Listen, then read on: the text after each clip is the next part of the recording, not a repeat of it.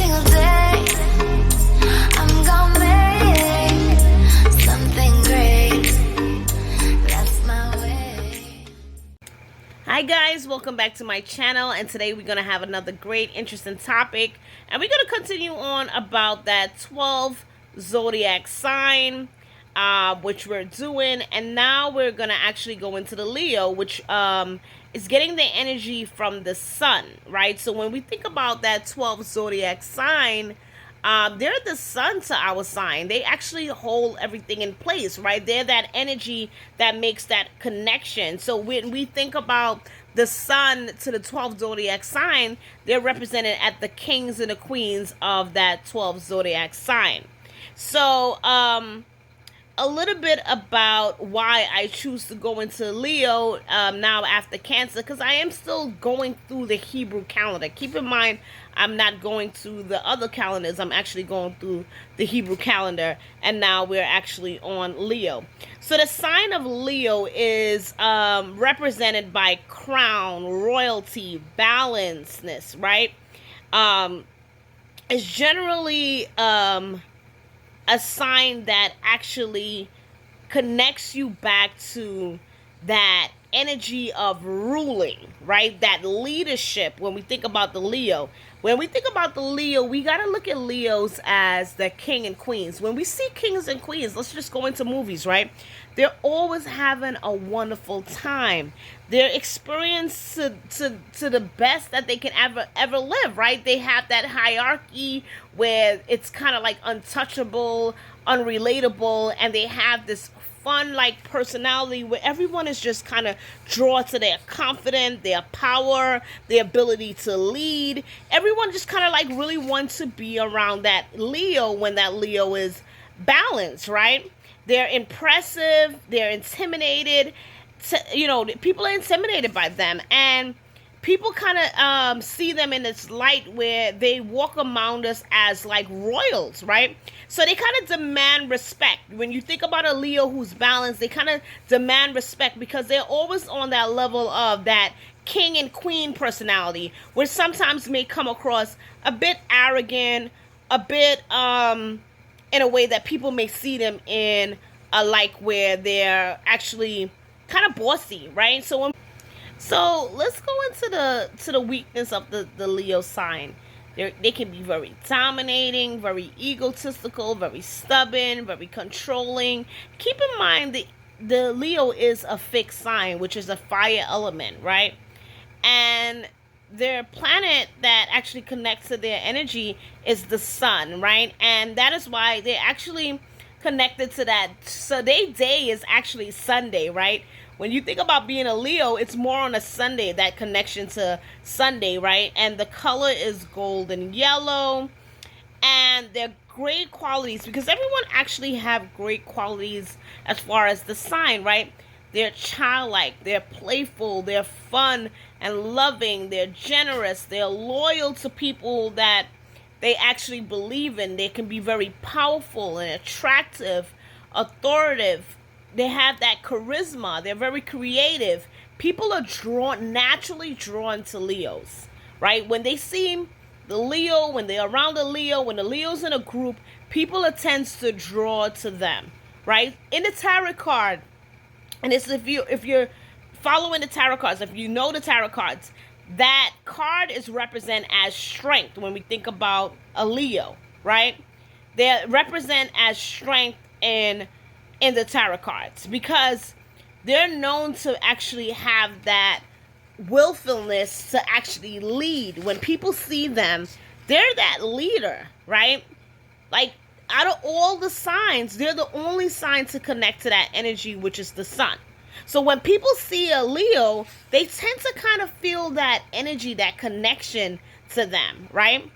And they're very interested to kind of get to know that Leo because the Leo is a sign that values fun. They're not a sign that actually takes the seriousness, right? They're more the fun sign. They're more the royalty. When we think about the kings and queens in the castle, you got to think about when we look at a king and a queen, he has someone who actually kind of advise him. But at the same time, he has wonderful parties. He have extravagant parties. And everyone is coming around to see this king and to see these queens as they live their life to the fullest. And that's exactly how the Leo live to their life, right? They demand attention. People give them the attention. They're the center of their own universe.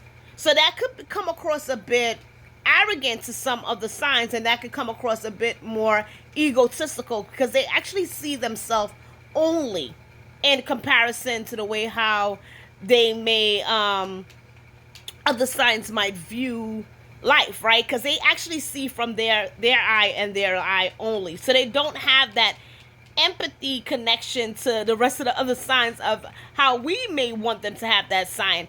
And, you know, the funny thing is, you know, me being a Taurus, and actually my husband is a Leo, so we have that kind of battle of energies of this ruling, right? And the funny thing is, when we think about the animal kingdom, that bull stands up to that Leo, right? So there's an energy of that Leo that's always ruling.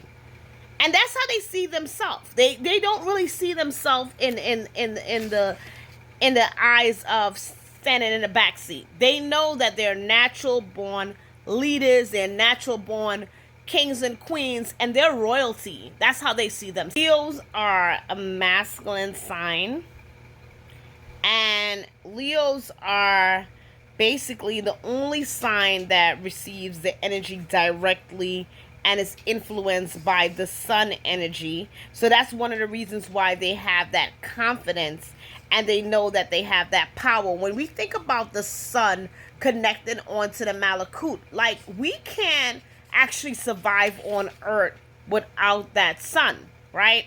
We need our sun. We need that sun energy. So when we think about the 12th zodiac sign, that sun represents such a big connection to that 12th zodiac sign. And that is one of the reasons why they said that the Leos are the kings and queens to the zodiac sign, because their energy is actually coming from the sun. So they see themselves as royalty. They see themselves as kings and queens. And it's really more because the energy that they are possessing is because they know that they actually hold all 12 zodiac signs together. They know that they're actually the sun to the 12 zodiac sign. So that's why they have that dominance and ruling personality of when you actually correspond with a Leo, when you run into a Leo as a colleague, a friend, a husband, a wife, a girlfriend, a boyfriend. They consider themselves rock stars. They see themselves as rock stars. And so they are not a sign that actually wants to take direction. They're a very independent sign where they don't really want to take direction from anyone. And they want to kind of just lead and have that controlling way. And when I say that they don't want to take direction, you can't really rule and tell a Leo what to do. You can't command a Leo what to do. A Leo is not a follower if the Leo is balanced. Now, if the Leo is unbalanced, then the Leo is not going to know the power and the energy that they possess. But once that Leo is balanced, they're going to realize that position that they hold is more a leadership position. And they're going to understand they're the kingdom. In the kingdom, they rule.